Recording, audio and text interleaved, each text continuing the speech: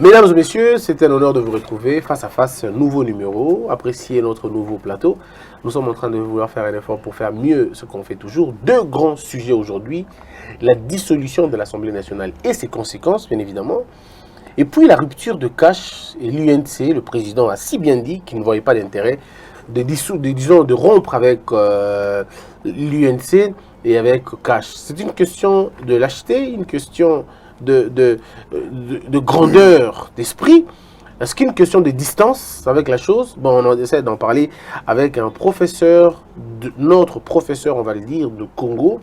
Il enseigne dans plusieurs universités. Ici, en République démocratique du Congo, il enseigne l'un des meilleurs droits, c'est le droit de sûreté. On dit toujours c'est le droit des problèmes, parce que tout le monde est dans ça. En fait, si vous n'êtes pas créancier, vous êtes débiteur. Si vous n'êtes pas débiteur, il y a quelqu'un qui vous doit quelque chose. Alors, lui fait un professeur et enseignant de la procédure. Comment faire pour que tu te retrouves dans ta question et comment faire pour que les autres se retrouvent aussi. Alors, il est avec nous, c'est parmi les plus jeunes professeurs de notre République. Ouais. Monsieur le professeur, comment allez-vous? Je vais bien, merci. Christian, et meilleurs vœux aussi à tous les internautes qui vont nous suivre. Alors, je rappelle que vous êtes avocat. Oui. Plus de 20 ans depuis que vous êtes avocat. Non, 20 ans, c'est trop. C'est trop? Oui, je crois une dizaine d'années. Bah, d'accord, on va garder ça comme ça. On va garder une dizaine d'années. Oui. Même si ça ne dit pas, ça fait 18, ça fait 19, on ne dit pas. Oui. Bon, une dizaine. Alors, mais sinon, on va dire aussi que vous êtes, non seulement vous êtes professeur, vous êtes avocat, mais vous êtes aussi l'un des maires élus de votre circonscription, aujourd'hui député dans la liste de l'UDPS. Aujourd'hui, le président, par exemple, il faut aller directement, a parlé de la dissolution de la possibilité de la dissolution de l'Assemblée nationale au cas où il serait forcé. Est-ce que monsieur Lokondo, par exemple, l'honorable Lokondo, dit que le président a commis une erreur parce qu'il est de la pratique que le président ne dise pas des choses internes à l'extérieur? Bon, je ne sais pas par où commencer. D'abord, je relève que ces sujets brûlants est en train d'atterrir parce que toutes les tensions évoluent vers la baisse. Et c'est un sujet très sensible. J'ai comme l'impression qu'à chaque fois qu'on l'évoque, c'est comme un spectre devant lequel tous ceux qui sont concernés par la dissolution tremblotent. Et je crois que même les collègues députés qui vont nous suivre ils savent que c'est quelque chose qu'ils n'aimeraient pas entendre en ce moment. Moi, je me dis, bon, c'est une question, moi je l'aborde ici parce que vous me posez la question, et bien que ça a des implications politiques, mais c'est aussi une question de droit. Alors, avant d'y arriver, je ne sais pas où est-ce que le vieux Lokondo a tiré ces principes-là. Il y a des questions qui ne peuvent pas être évoquées quand on se retrouve à l'extérieur du pays. Je ne vois pas ça dans la Constitution. Je ne vois pas ça dans les lois du pays. Il a parlé d'une pratique. Il a parlé de pratique. Oui, mais maintenant, quand quelqu'un vous parle de pratique, encore que ce n'est pas la jurisprudence, parce que la jurisprudence elle-même, c'est une source formelle du droit, parce que elle est localisable. Mais quand quelqu'un vous dit c'est la pratique, c'est vague et imprécis.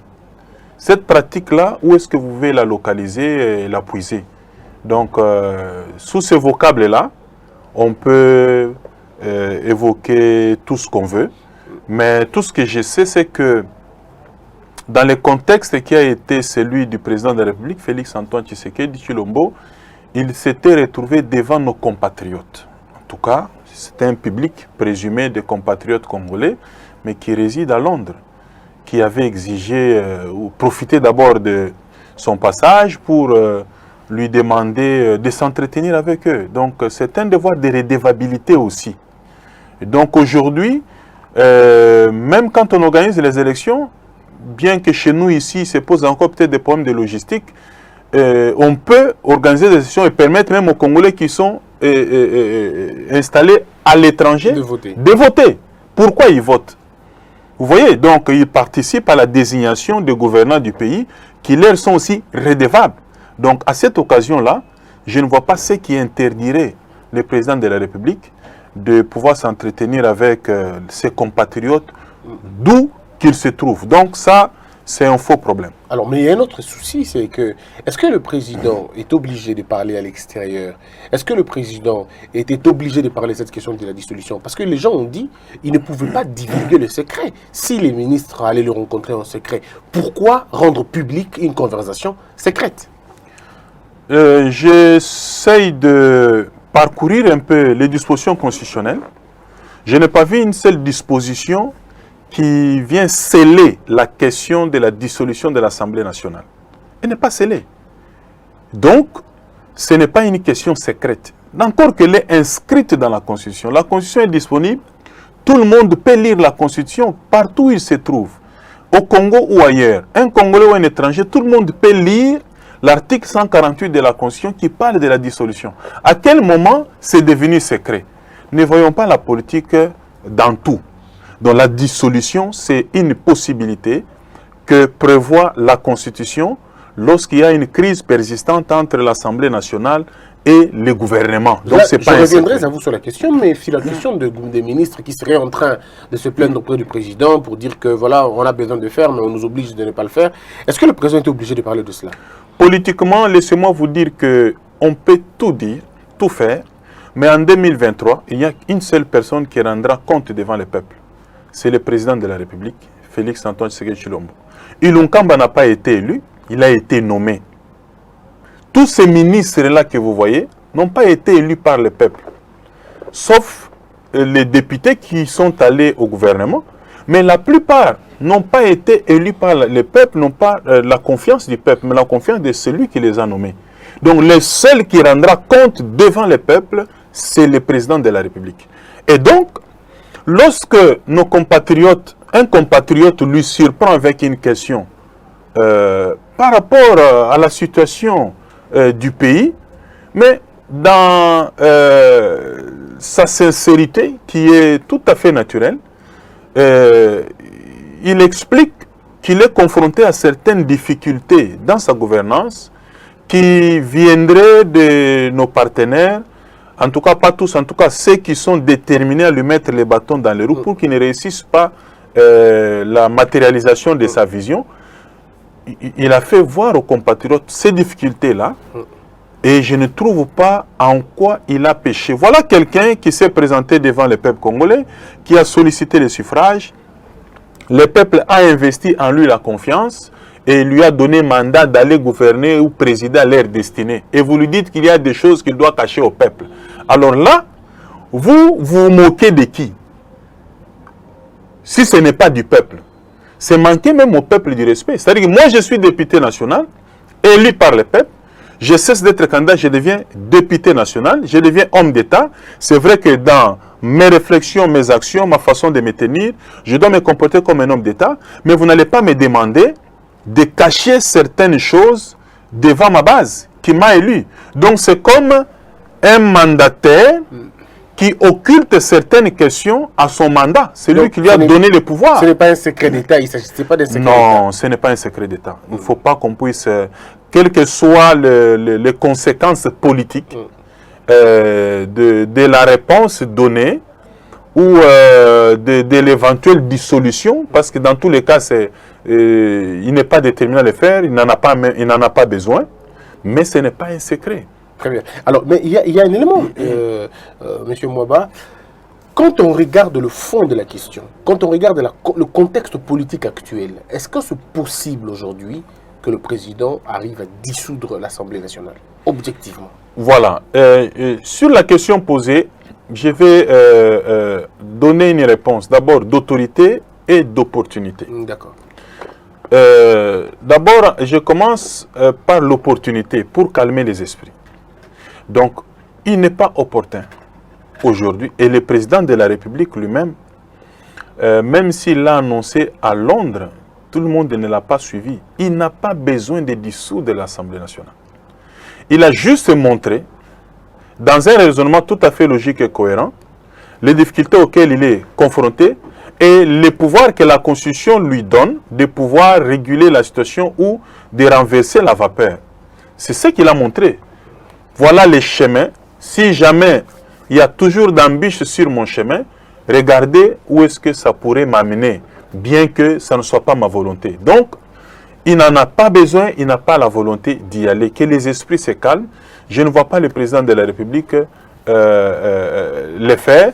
Quand bien même, le peuple congolais, nos compatriotes qui souffrent, qui attendent de pied ferme les changements, l'amélioration de leurs conditions de vie, appellent de leur vœu la dissolution de l'Assemblée. Alors, oui, ça c'était l'opportunité. Il reste d'autorité. Alors, maintenant,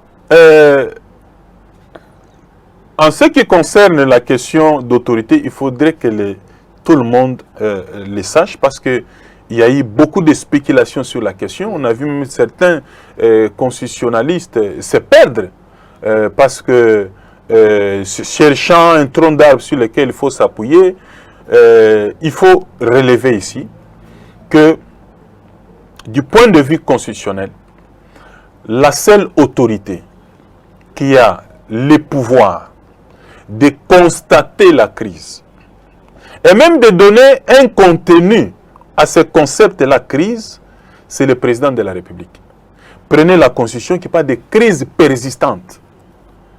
Et la Constitution elle-même n'a pas défini ce qu'il faut entendre par crise, n'a pas donné le contenu au concept de crise. Et donc, c'est seul le président de la République qui peut constater ad nutum la crise et le contenu de cette crise-là et prendre la décision de dissoudre. Mais préalablement, il doit consulter le président de 2 chambres du Parlement ainsi que le Premier ministre. On parle de consulter. C'est une consultation. Et là, je souligne que cette ordonnance-là de dissolution n'a même pas besoin d'être contresignée par le Premier ministre. Contrairement à ce qu'on a entendu. Non, parce que l'article 148 dit le président de la République consulte le président de 2 chambres ainsi que le Premier ministre. Bon, à supposer par exemple qu'il consulte le Premier ministre et lui dise non, monsieur le président, moi je ne suis pas d'accord. Non, j'ai un avis contraire. Et vous l'appelez encore, celui qui a émis un avis contraire, venez contresigner. Il va bloquer la machine. Et puis on ne peut pas comprendre, non c'est illogique, on ne peut pas comprendre que quelqu'un qui a été associé dans le processus d'une prise de décision, vous l'appelez à contresigner, non? Les matières pour lesquelles les ordonnances du président de la République requièrent les contreseins du Premier ministre sont déterminées dans la Constitution. Mais l'ordonnance de dissolution ne figure pas sur la liste des matières qui nécessitent les contreseins du Premier ministre. Et on part du principe en droit selon lequel ce qui n'est pas interdit est permis. Donc, les matières pour lesquelles les contreseins du Premier ministre est requis sont connus dans la Constitution. Mais pour l'article 148, le Premier ministre ne vient pas contresigner, il est tout simplement consulté. Il peut dire oui ou non, le président n'est pas lié. Non, ce n'est pas un avis conforme, donc le président peut s'en passer. Alors si c'était si facile comme ça, pourquoi le président ne le ferait-il pas? Non, tous les problèmes, c'est les conséquences de la dissolution. La dissolution impliquerait quoi? C'est que dans les 60 jours qui suivent la dissolution, il faut organiser les élections législatives. Vous pouvez ne pas les organiser, Kabila l'a fait. Kabila a glissé 2 ans. Je parle du droit. Principe, hein, je parle du droit, des principes. Okay. Ça, c'est la politique. Il sait ce qu'il a fait. Donc, du point de vue du droit, lorsque on dissout l'Assemblée nationale, il faut organiser les élections dans les 60 jours. Est-ce que nous avons les moyens pour organiser ces élections dans les 60 jours? Je ne suis pas dans la casserole ou la marmite des finances publiques. Mais c'est possible, c'est difficile aujourd'hui. Hein? Je pense que ce n'est pas évident, de réunir les moyens dans les 60 jours pour organiser d'autres élections. Mais au-delà de tout, l'État ne finance pas la campagne des candidats. Députés. Alors c'est comme ça que vous voyez pourquoi les collègues sont agités quand on parle de la dissolution, parce que ça vous renvoie tout de suite à la base. Alors, ça dit battre campagne. Hein? Battre campagne, ça nécessite des moyens. Ça nécessite des moyens. Alors, les moyens qui venaient d'être dépensés il y a peu, vous ne vous êtes pas encore restauré financièrement et vous devez encore revenir à la base. Est-ce que ça sera le même dépense ou ça va être juste une formalité? Quelle formalité? C'est une campagne électorale, Christian. Avec tout ce que cela implique, des moyens matériels, des moyens humains, la logistique, tout ça. Est-ce que les autres candidats qui n'ont pas été des députés peuvent aussi participer à ces élections-là? On retourne à la case de départ. Le compteur est à zéro. Le compteur à zéro, c'est une nouvelle course qui est lancée. Tout le monde y viendra. C'est très dangereux dans ce cas. C'est très dangereux, encore que tous ceux qui ont été, qui sont aujourd'hui à l'hémicycle, mais qui n'ont pas été, ou en qui le peuple ne se reconnaît pas. Peut-être qu'il n'a pas été élu par la base, mais proclamé par la Cour constitutionnelle. Mais on vous jette encore dans la guerre du loup. On vous renvoie dans une circonscription où le peuple qui regrette de vous voir à l'hémicycle alors qu'il ne vous avait pas fait confiance, il vous voit revenir. Alors là, il dit, mon cher ami, l'abattoir. Je crois que c'est l'abattoir et ça sera compliqué. Et alors, c'est ce qui tout ça, ça fait la peur. colère de beaucoup de personnes. J'ai entendu un député dire, par exemple... Pas même la colère, mais la peur. J'ai entendu un député... Et aussi, il y a une conséquence qui est liée au chômage aussi. J'ai entendu un député, parce que, oui, j'ouvre une parenthèse, c'est vrai qu'il y a beaucoup de députés qui n'ont pas appris autre chose. Hein. Ils fonctionnent naturels. Pas seulement des députés, la classe politique congolaise en général, je l'ai toujours dit, la politique, ce n'est pas une profession, ce n'est pas une carrière, ce n'est pas un métier pour quelqu'un. La politique, c'est une charge et un service. J'ai un mandat, je suis député, j'ai un mandat de 5 ans. Maintenant, je crois que c'est 3 ans seulement. Donc, je suis appelé à servir le peuple qui m'a élu. 5 ans après, si le peuple me désavoue, c'est fini, je ne reviens plus. Mais je retourne dans ma profession habituelle. Je suis avocat, je suis professeur. Et donc, si je sais que je ne serai pas chômeur, je n'aurai même pas peur aussi de la dissolution. Si je sais que je ne serai pas chômeur, si je travaille mal, le peuple va me sanctionner, je ne reviendrai pas. Alors là, c'est là qu'il y a des problèmes avec tous les chômeurs qui se sont cachés en politique. Parce que quand vous cessez d'être député ou vous perdez un mandat, pas seulement député, ministre ou quoi, mais là vous tombez dans le chômage, là il y a un problème. C'est comme ça que je me dis, celui qui fait de la politique sa carrière, c'est même immoral. Parce que vous pouvez recourir maintenant à tous les moyens pour vous maintenir. Comme on dit, les moyens... tous les moyens sont bons pour arriver à sa destination. Oui, même des moyens criminels pour se maintenir au pouvoir. Mais quelqu'un qui a un autre emploi, je crois qu'il n'y aura pas de problème. Voici ce qu'un député a déclaré dans les antennes de nos radios sur place. Le président, s'il ose dissoudre l'Assemblée nationale, nous on le destitue. Ça veut dire dissolution contre destitution. Qu'est-ce que vous en pensez? Bon, c'est comme ça qu'on dit qu'il y a des choses qu'on ne peut pas aborder en tant qu'homme d'État. On va pas continuer à attiser le feu parce qu'on est en train d'atterrir avec la question Yamena du calme. Je voudrais peut-être vous rassurer encore que, en tout cas, de mon analyse, de ma lecture, le président ne va pas dissoudre l'Assemblée nationale. Ce n'est pas ce qu'il a dit, mais qu'on ne les pousse pas à le faire. Alors, donc, c'était juste un appel aux partenaires de pouvoir travailler ensemble pour le bien du peuple d'abord. Parce que aucune coalition ne peut tenir au détriment des intérêts du peuple. C'est ça, ce que le président a dit. Mais tout celui qui a peur de la dissolution alors doit concourir à l'amélioration des conditions de vie de populations. Mais alors le président a dit, in fine, si on ne lui permet pas d'atteindre sa vision, le peuple d'abord, alors cette majorité actuelle constituera un obstacle pour le bien-être du peuple. Là, il va dissoudre. Alors, mais vous comprenez? La dissolution, est-ce que ça appelle la destitution? Dissolution, destitution, je crois que juridiquement, la destitution elle-même, il faudrait quand même le préciser, c'est le parquet général de la Cour constitutionnelle qui est appelé à déclencher une action publique qui peut tendre à la destitution du président de la République, n'est-ce pas? Et la mise en accusation, n'est-ce pas, est sollicitée par les 2 tiers du Parlement. Au Congrès. Au Congrès. C'est-à-dire les 2 chambres du Parlement réunies en Congrès.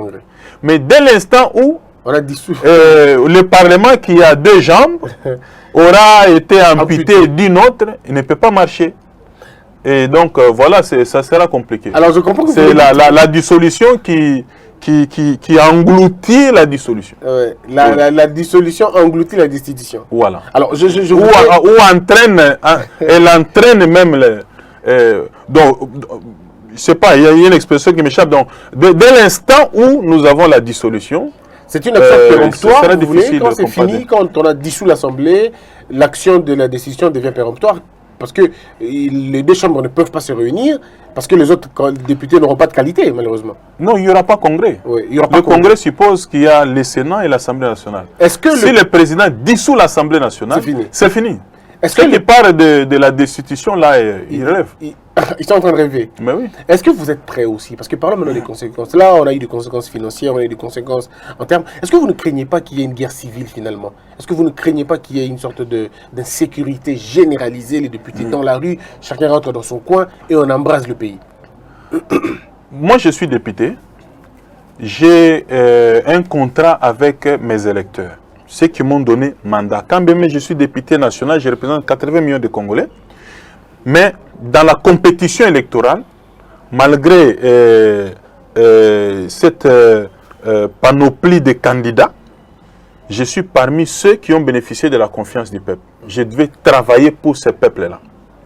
Mais si, je me mets un peu à la place du président de la République, je ne sais pas travailler pour l'intérêt du peuple à cause d'un petit groupe de gens pour lesquels la Constitution me donne la possibilité, le pouvoir de neutraliser, n'est-ce pas, leur velléité pour l'intérêt supérieur du peuple. Je crois que si ça arrivait, le peuple, voyant que l'acte a été posé dans son intérêt supérieur, le peuple ne pourra que soutenir cette action. D'ailleurs, je constate que au-delà des institutions, les Congolais encouragent les chefs de l'État à aller dans ce sens-là. Oui. Voilà, si ça bloque, allez-y, allez-y. Bon, je suis moi-même député, c'est-à-dire quand on parle de dissolution, je suis concerné, c'est-à-dire que du jour au lendemain, si ça arrive, je dois retourner aussi à la maison, vous voyez. Alors, vous allez revenir à votre barreau, vous reviendrez... mais c'est comme ça que il faudrait que les choses évoluent dans ce pays, que chacun ait un métier avant de venir en politique. Comme ça, on n'aura pas peut-être ce genre d'agitation aussi. Et une fois qu'on a un mandat du peuple, on est appelé à travailler exclusivement pour ses intérêts. Mais si ça ne marche pas, moi je dis, j'ai aussi des comptes à rendre en 2023 devant le peuple. Très bien. Alors M. Mwamba, il faut le dire, parce que je vais peut-être vous déranger un peu, mais permettez-moi de le dire.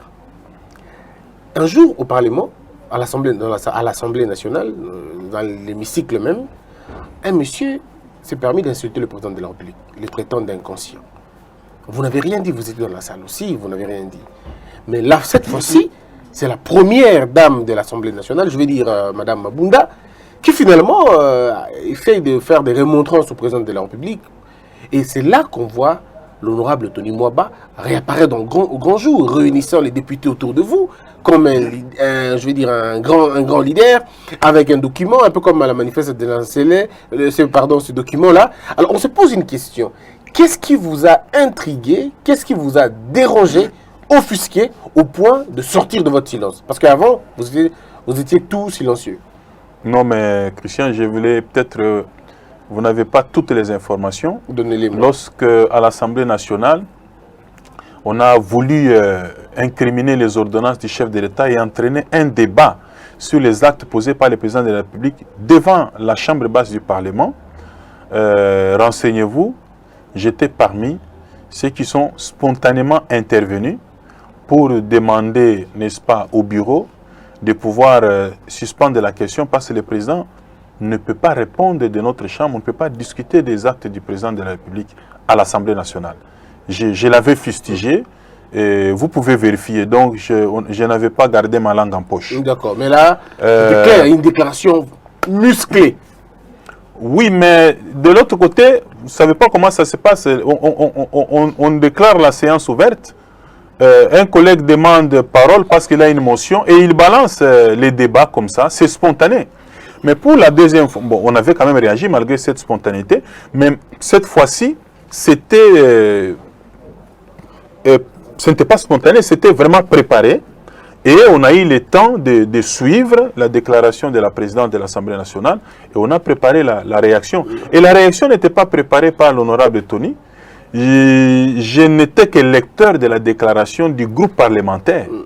Donc c'était une déclaration du groupe parlementaire Cap pour les changements qui comprend IDPS et INC et je n'étais appelé qu'à lire la déclaration. Qu'est-ce qui s'est passé après? Est-ce que Mme Abunda vous a personnellement, disons, vous a appelé en termes de groupe? Est-ce que les députés du FCC sont aussi fâchés contre vous? Non, non. Vous savez, nous nous sommes assumés. Nous nous sommes assumés de pouvoir fustiger une attitude. Nous avons, au-delà de la déclaration, nous avons adressé une correspondance à la présidente de l'Assemblée nationale. C'était quoi le contenu? Non, ça concernait notre indignation. Okay. Parce qu'on a estimé qu'en tant que présidente de l'Assemblée nationale, il ne lui est pas permis de parler n'importe comment, n'importe où, de n'importe quelle manière. Parce que elle a été parmi nous élevée encore une fois en dignité. C'est-à-dire de gérer et diriger une haute institution. C'est la numéro 2 du pays, disons. Vous voyez? Non, en termes d'institution. En termes d'institution, parce que la fin du président, c'est le président. En termes d'institution. Alors, compte tenu de ces charges-là, comme on dit, à chaque droit correspond un devoir, à chaque privilège correspond une obligation. Donc, elle jouit de tout ce qu'il y a comme privilège en tant que présidente de l'Assemblée nationale, tout ça en termes de protocole, en termes d'avantages, tout ça. Mais en même temps, il y a des obligations, c'est-à-dire que sa bouche ne peut pas s'ouvrir à tout moment ou n'importe comment et de n'importe quelle manière. Parce que quand elle parle, il y a une forte possibilité qu'il y ait une confusion qui engage même l'Assemblée. Imaginez-vous, quelqu'un qui est appelé à être consulté d'après l'article 148 de la Constitution par le président de la République s'il veut dissoudre l'Assemblée nationale. C'est elle aussi, notamment. Mais il se permet de se prononcer avant même qu'elle ne soit consultée formellement. Donc, elle ne pouvait pas. Même dans d'autres matières. C'est-à-dire qu'il y a une obligation de réserve. C'était une prudence ou un coup politique préparé? Elle a violé l'obligation de réserve. Et puis, deuxièmement, peut-être politiquement, il a voulu, dans une approche peut-être partisane, prendre position. C'est de la politique, c'est vrai, mais les femmes d'État ne pouvaient pas. C'est l'essentiel de notre indignation dans notre déclaration. Alors on va terminer ce débat. Et au-delà de ça, on n'a rien de personnel contre la présidente de notre Chambre. Et nous avons juste fustigé la déclaration qui a été faite, qui a été neutralisée par une autre déclaration. Mais dans les rapports interhumains, donc on n'a rien contre elle. Voilà. Alors, le tout dernier sujet pour terminer, le président a dit qu'il n'y aura pas de rupture ni avec l'UNC, ni avec le FCC. Est-ce que vous pensez que le président va à l'encontre de la population ou vous pensez qu'il a survolé un peu comme l'aigle au-dessus du problème pour voir clair, prendre un peu de distance? Voilà. Je constate que cette déclaration du président n'a pas fait autant de bruit ou n'a pas suscité autant de réactions et de passions comme celle relative à la dissolution. Et pourtant, c'est lié. Qu'est-ce que je relève? Je relève que dans cette déclaration, le président voudrait montrer aussi qu'il n'a pas l'intention de dissoudre l'Assemblée nationale si tous ses partenaires pouvaient travailler dans sa vision pour le peuple d'abord. Ça, c'est la première des choses que je souligne. Et en disant qu'il ne va pas rompre avec la coalition FCC-CACH, le président voudrait tout simplement montrer encore une fois, manifester encore une fois sa bonne foi envers ses partenaires. Il continue à leur tendre la main, de pouvoir travailler la main dans la main pour l'intérêt du peuple. C'est encore une énième fois la manifestation de sa bonne foi à l'égard de nos partenaires. Donc c'est encore un autre message. Voilà, c'est la suite du message de Londres. Quand il a parlé de la dissolution, on n'a pas bien compris, alors il l'a dit maintenant en d'autres termes. je n'ai pas l'intention de rompre. Donc, si nous avons accepté de travailler dans la coalition, alors que ça ne pouvait pas être possible il n'y a pas longtemps, Est-ce qu'il n'est pas c'est pour l'intérêt supérieur du peuple. Est-ce qu'il n'est pas le seul à avoir la bonne foi finalement? On a encore l'impression qu'il est le seul à avoir la bonne foi dans un milieu rempli de crocodiles. Ah, mais non. Si vous le dites qu'il est le seul à avoir la bonne foi, c'est comme ça qu'il a aussi lié ça à Londres, qu'in fine, si on continue à démontrer qu'il est le seul à croire à la bonne foi, ou à accorder du crédit aux autres, in fine, il a parlé de la dissolution. De la dissolution. Mais est-ce qu'aujourd'hui on peut croire... C'est lié. Est-ce que c'est possible de créer une autre république, disons, de construire une nouvelle république, un État plus beau qu'avant, avec les mêmes personnes qui ont affaissé le même État? Le problème, ce n'est pas exclusivement les individus, mais c'est la mauvaise conception qu'on a de la politique. Je vous ai toujours dit que la politique dans notre pays est devenue un gagne-pain, un moyen de s'enrichir vite au détriment des autres. Vous apprenez que quelqu'un, à lui seul, il a trempé sa main dans la caisse, il a pris 200 millions, par exemple. Ça, c'est tuer, affaisser les pays. C'est patrimonialiser l'État et son économie, alors qu'il y a plus de 80 millions qui souffrent. Donc, tant que la politique est un moyen de s'enrichir vite, tant que la politique est devenue un métier. Aujourd'hui, aller dans les deuils où il y a des personnalités qui meurent, on commence à dire non, en 1960, il était ceci, en 62, il était ceci, en 63, toujours dans la politique, toujours dans les institutions. Mais jamais un métier, non, il a été peut-être avocat, il a été enseignant, c'est rare. Mais quelqu'un comme ça, on trouve, quand on lit sa biographie, on trouve qu'il est tantôt ministre, vice-ministre, gouverneur, il était député, mais c'est immoral. Quelqu'un comme ça, vous trouvez que non, on a eu un grand homme dans les pays où c'est vrai, il peut avoir acquis l'expérience, tout ça, ainsi de suite. Mais pourquoi quelqu'un peut avoir passé toute sa vie en politique? Et pourquoi Fachi ne changerait pas? Mais c'est immoral. Pourquoi il ne changerait pas ça, Fachi? Parce qu'on attendait ça aussi dans son changement. Cette moralisation de la vie politique qui était le cheval de bataille de son père. Voilà. Nous venons de passer une année de Fachi au pouvoir. Un de vos collègues m'avait posé la question, ça c'était ma lecture. Une année n'a servi qu'à la mise en place des institutions. Il fallait attendre que le Parlement soit installé, c'est-à-dire l'Assemblée nationale et le Sénat. Il fallait valider le mandat des députés, mettre en place des commissions, en tout cas tous les organes fonctionnels des deux chambres. Il fallait élire les membres des bureaux pour attendre finalement que le gouvernement vienne présenter son programme. Les négociations FCCK avaient pris du temps pour sortir un premier ministre, pour nommer les ministres. Donc tout ça, ça a pris du temps. Et c'est comme ça que vous avez vu, le président était souple de lancer le programme de 100 jours, parce que la mise en place des institutions prenait du temps. On reconnaît. Donc maintenant, au niveau de la voyons voir... le saut de mouton, c'est un vrai carnage financier, un vrai carnage économique. Et malgré que le temps était consacré à la mise en place des institutions, il y a quand même des signaux. Par exemple, vous avez parlé de la gratuité, les infrastructures routières, la fameuse question de saut de mouton. Et il faut savoir dissocier la volonté du chef de l'État, la matérialisation de sa volonté et les dérapages qu'il y a eu sur le terrain. Oui. Dans les chefs de certains individus qui n'ont pas encore compris que les choses ont changé. Ne vous en faites pas. Ne soyez pas surpris qu'il y a des sanctions qui sont tombées. Parce que nous ne sommes pas dans les secrets du chef. On attend bien voir ça. On attend voir ça. Évidemment, c'est maintenant là que la question vient d'être mise sur la voie publique. Et tout ce qu'il faut éviter maintenant, c'est la calomnie, comment dire, les imputations, les diffamations, ça, il faut éviter. Attendons voir l'évolution. Les responsabilités vont s'établir. Plus que deux questions. Et puis les sanctions vont tomber. Plus que deux questions.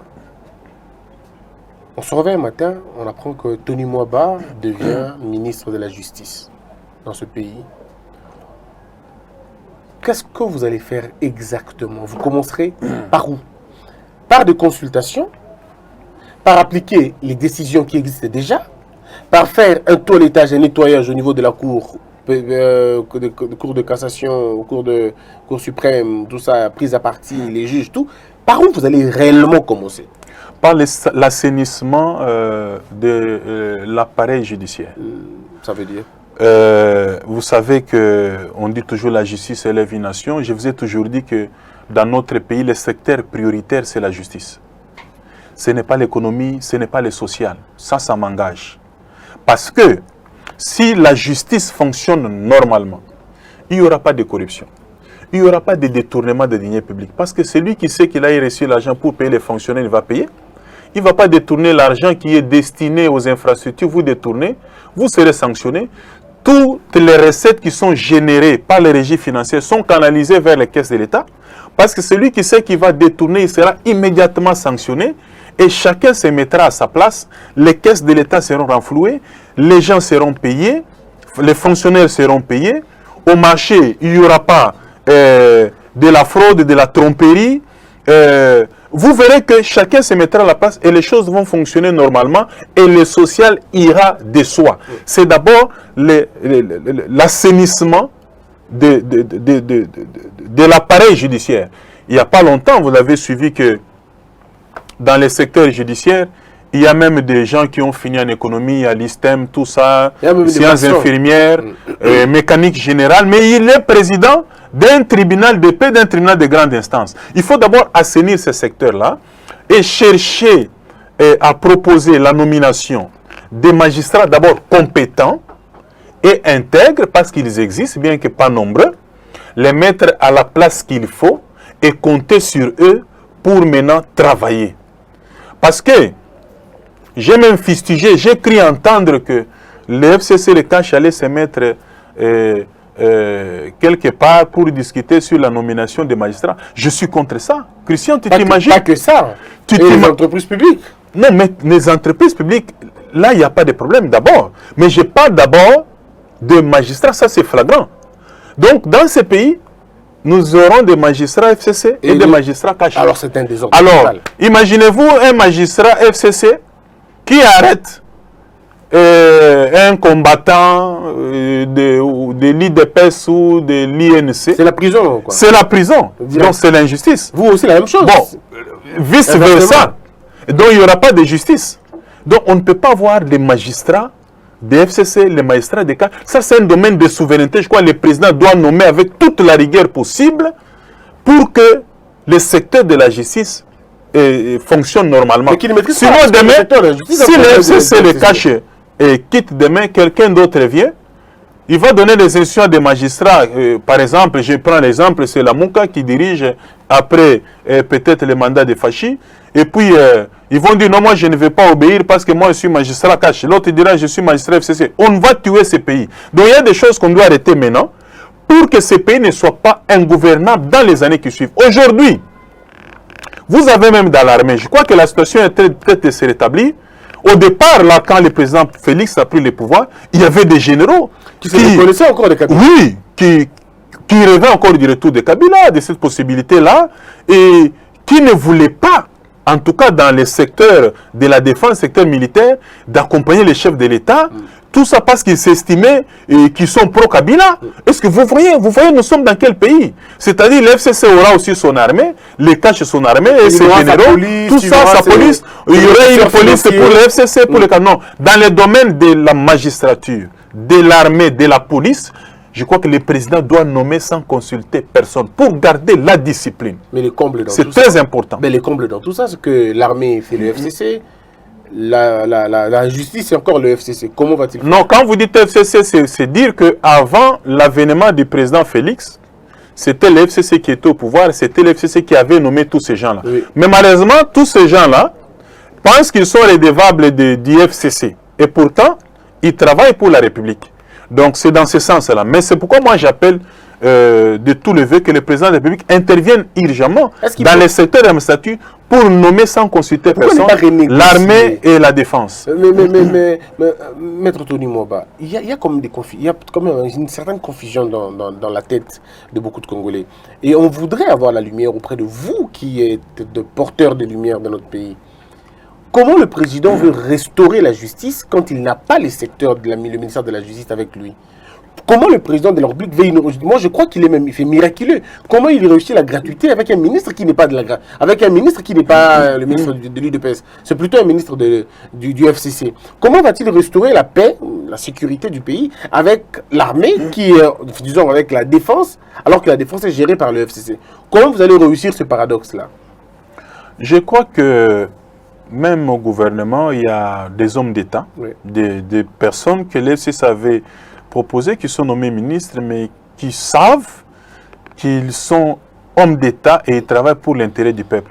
Mais malheureusement, il y a aussi des gens qui pensent qu'ils sont là pour travailler et veiller sur les intérêts partisans, ce qui est vraiment regrettable.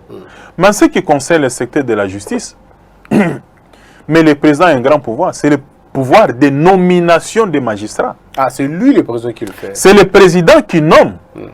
Donc, il a le pouvoir d'entrer en contact et d'identifier des bons magistrats.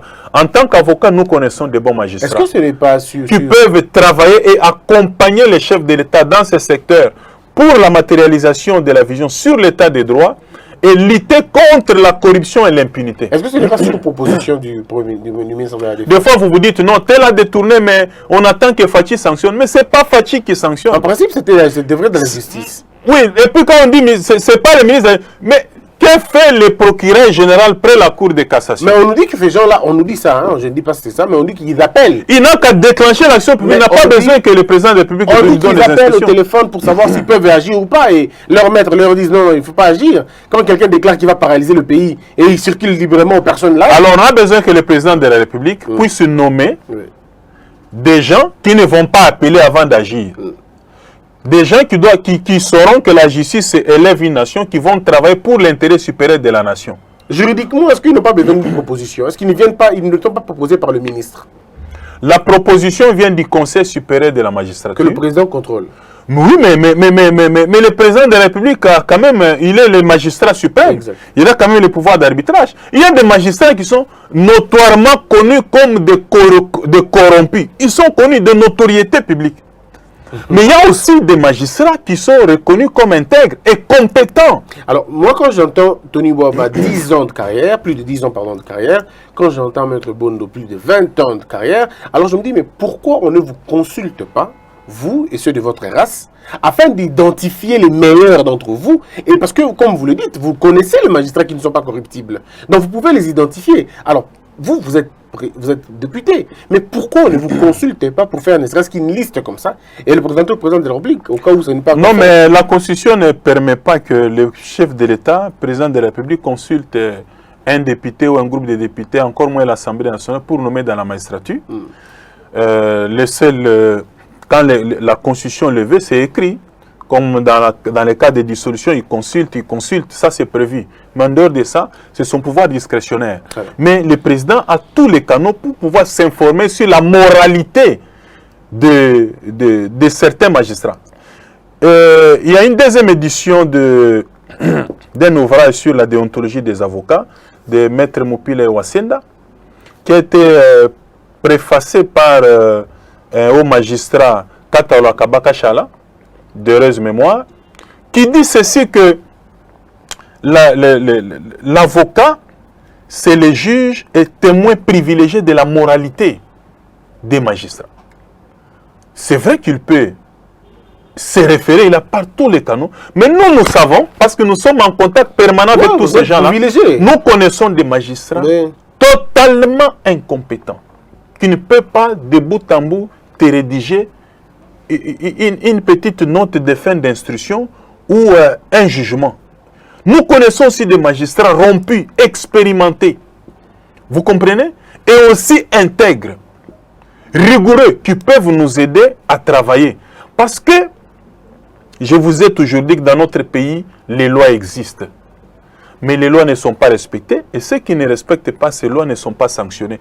Nous avons besoin d'une justice qui puisse se tenir debout. D'ailleurs, j'ai l'impression que dans cette période, si vous avez un bon procureur général, la Cour de cassation, je crois qu'un bon travail peut être fait. Alors, vous voyez tout ce qui se passe là, dans les réseaux sociaux, les sextapes, les détournements participants. Mais que fait la justice? Elle est devenue la grande muette. Même l'armée qui est réputée grande muette, elle parle à Béni. Et elle parle avec suffisamment. l'équipement des armes, tout ça. Elle parle bien, mais c'est vous plutôt qui avez un problème. Alors, on va terminer cette émission, Monsieur Mwaba. J'aurais souhaité parler de la loi de la cybercriminalité que vous allez présenter rapidement, disons très prochainement. On aurait vraiment voulu faire une analyse profonde sur cette question-là, parce qu'il y a un vrai débat des droits, monsieur le professeur, un vrai débat des droits. Il y a des gens qui disent qu'il y a inexistence de certaines infractions. Il y a des gens qui disent que notre loi est en retard, mais vous avez quand même pris l'idée de concevoir une loi pareille. Promettez-nous de revenir en parler un autre jour, en long et en large. Oui, effectivement, je vais déposer avant la rentrée de mars une proposition de loi sur la cybersécurité, la cybercriminalité. Elle est déjà prête, elle sera déposée. Et aussi une autre proposition de loi sur les contrats informatiques. Très bien. Donc, ce sont des domaines où le progrès technique... C'est futuriste. Pour nous, c'est futuriste. Pour nous sommes en retard. Nous sommes en retard. En réalité, oui. Nous vivons les effets de la modernité, et surtout dans le domaine de nouvelles technologies, de communication, d'information. Sans avoir mais il y a une législation qui est vide. Donc nous vivons aujourd'hui sur un cyberespace, mais qui n'est pas légiféré. Parce que chaque milieu est normatif. Puisque nous sommes dans l'espace territorial, il y a des lois. Maintenant, nous vivons dans un espace virtuel, mais qui doit être pris en charge par les législateurs. Malheureusement, nous, on n'est Parce qu'il y a des gens qui quittent l'espace territorial, ils arrivent sur le cyberespace ou l'espace virtuel, ils commettent des infractions parce que sur cette planète-là, il y a un vide juridique. Donc nous allons, au cours de cette action, en tout cas ce qui me concerne, contribuer à ce que ces milieux-là soient normatifs. Est-ce que nous pouvons en parler avant que vous puissiez présenter la loi? Il n'y a pas de problème. Très bien. Alors on va en parler, mais je l'avais dit que dans notre pays, on n'a pas besoin de trop de réformes. C'est vrai qu'il y a des domaines. Par exemple, le domaine de la route. Je suis sur une proposition de loi portant la modification de notre code de la route qui sera aussi déposée. Donc, c'est dans les secteurs où il y a une nécessité d'intervenir. Non, on ne peut pas venir avec une proposition de loi comme ça pour bousculer ce qui existe alors que c'est bien. Qu'est-ce que vous reprochez? Rien. Tout simplement parce que ça ne s'applique pas. Ça ne s'applique pas. Pourquoi? Parce que vous ne sanctionnez pas. Alors, je prends les followers en témoin. On aura 3 sujets avec vous sur les routes. Moi, je prends ça à cœur. Le code de la route, le contrat informatique et puis très important. La cybersécurité, la cybercriminalité. Ça est fini, on a de même dépassé 2 minutes, mais si vous pouvez être le plus concis possible, qu'est-ce qui vous garantit, dans l'hypothèse où le président arrive à dissoudre l'Assemblée nationale, qu'est-ce qui vous garantit que l'UDPS se fera la majorité, quand on sait que dans la jurisprudence internationale, les présidents qui ont tenté de dissoudre le Parlement, il y a beaucoup qui se sont cassés les dents, et ils n'ont pas eu la majorité qu'ils pensaient avoir. Qu'est-ce qui vous garantit que si aujourd'hui on va dans ce sens-là, ça pourra marcher vers vous? Ça pourra marcher non, la dissolution n'entraîne pas comme effet que l'IDPS devienne je ne sais pas quoi. Non. La dissolution a pour effet de permettre au peuple de se désigner des gens qui viendront maintenant travailler dans son intérêt supérieur exclusivement. Et à envoyer majoritairement des gens qui ne peuvent venir que travailler, pas pour un individu ou un groupe d'individus, mais travailler uniquement pour le peuple. Et si le peuple qui donne mandat trouve que ces personnes-là peuvent être épuisées dans l'IDPS, ça ne sera pas un miracle. Et puis vous devez savoir que de nos jours, le peuple congolais que tu vois là, il n'est pas bête. Tout ce que nous faisons, ils voient, ils observent. Je vous ai dit que, et je le répète toujours à chaque fois que j'ai l'occasion, nous sommes dans un pays qui n'a ni FCC, ni Cash, ni Lamouka. Nous n'avons que 2 camps. Les camps de ceux qui veulent le changement et les camps de ceux qui combattent le changement parce qu'ils se sentent bousculés par rapport à leurs privilèges et avantages. Donc, c'est une question transversale. Vous trouvez au FCC les bons et les mauvais. Vous trouvez au Cash les bons et les mauvais. Vous trouvez dans la Mouka les bons et les mauvais aussi.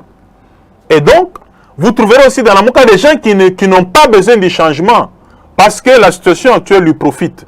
Donc, le peuple sait qui incarne les changements, qui peut relayer les changements dans les institutions. C'est ce que le peuple fera.